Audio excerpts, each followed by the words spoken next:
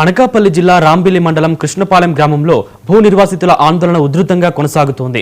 ప్రభుత్వం పునరావాస ప్యాకేజీ పూర్తిగా అందించకుండానే తమ ఇళ్లను ఖాళీ చేయిస్తున్నారని నిర్వాసితులు ఆందోళన వ్యక్తం చేస్తున్నారు. రెవెన్యూ అధికారులు దౌర్జన్యంగా వ్యవహరిస్తూ బలవంతంగా ఇళ్లను ఖాళీ చేయించే ప్రయత్నం చేస్తున్నారని బాధితులు వాపోతున్నారు. ప్రకటించిన ప్యాకేజీ మొత్తం ఇది అందే వరకు తాము ఇక్కడి నుంచి కదిలే ప్రసక్తి లేదని భూ నిర్వాసితులు భీష్మించడంతో కాసేపు ఉద్రిక్తత ఏర్పడింది.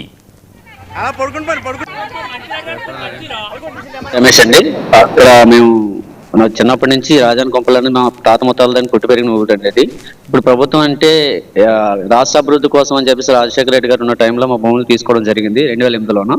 అప్పటి నుంచి ఇప్పటి వరకు మాకు ఎటువంటి R&R సంబంధించి కానీ నిర్వాసితులకి మౌలిక వసతుల గురించి కానీ పట్టించుకోవడం అయితే మానేసింది.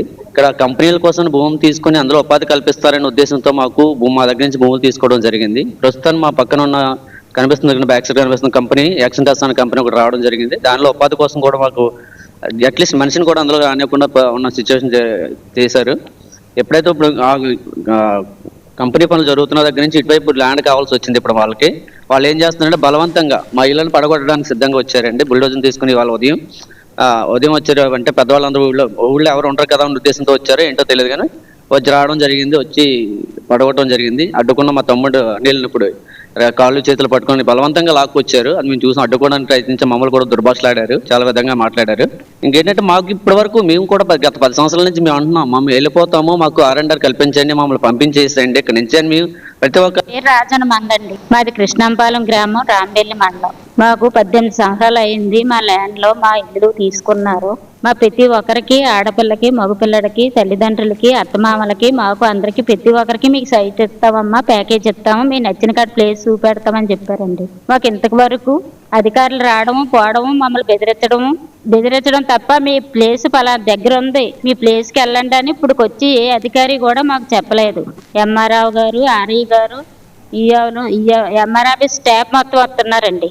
అందులో పనిచేసే వాళ్ళతో సహా తీసుకొచ్చి మా ఇల్లు ఎలా పొకిలేని తీసుకొచ్చి మమ్మల్ని ఇంట్లో ఉన్న వాళ్ళని బయటికి ఆడవాళ్ళ చేత మగవాళ్ళ చేత లాగించి మమ్మల్ని కొట్టి ఇవాళ మా ఇల్లు తిరగొట్టడానికి వచ్చినారు సార్.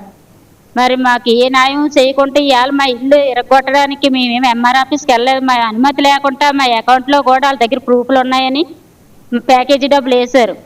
మా ఇష్టపూర్వకంగా వేయలేదు. వాళ్ళు మమ్మల్ని ఏమి కూడా అడగలేదు. కలెక్టర్ గారు కాదే, ఆర్డీఓ కాదే, ఎంఆర్ఓ కాదే, ఎమ్మెల్యే కాదే, అమ్మ మీ సమస్యలు ఏంటి, మీ గ్రామంలో ఏం సమస్యలు ఉన్నాయి ఏంటి, మీరు ఇంతవరకు ఎందుకు కదలేదు, ఏ అధికారి కూడా మా గ్రామానికి వచ్చి మాకు గేమ్సం పెట్టలేదు, మమ్మల్ని ఏమీ అడగలేదు. ఎంఆర్ఓలు ఆర్ఈలు రావడం, ఈఆర్ఓలు రావడం, బెదిరించడం ఇదే చేస్తున్నారు. ఈ రోజు కూడా మాకు తెలియకుండా వచ్చి మమ్మల్ని ఇంట్లో ఉన్న వాళ్ళు కొట్టి నా కొడుకుని నన్ను కొట్టారు సార్. కొట్టి బయటికి లాక్కొచ్చి ఫోన్ లాక్కొని చాలా ఇబ్బంది పెట్టారు. పెట్టినా సరే మేము అలాగే భరిస్తున్నాం ఇప్పటికీ కూడా.